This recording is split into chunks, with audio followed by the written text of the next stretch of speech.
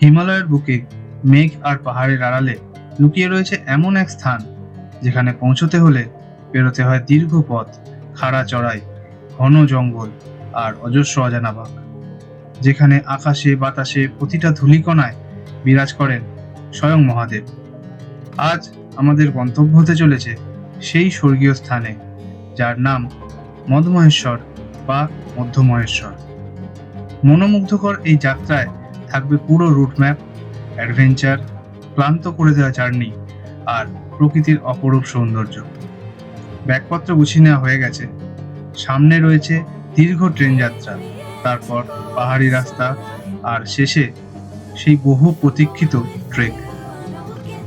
কতটা কঠিন হবে এই পথ, কি কি অভিজ্ঞতা অপেক্ষা করে আছে, আর শেষমেশ মহাদেবের এই ধামে পৌঁছানোর অনুভূতিটাই বা কেমন হবে, সেটাই জানাবো এই ভিডিওতে। চলো তাহলে বেরিয়ে পড়ি মধুমহেশ্বরের পথে। হর হর মহাদেব।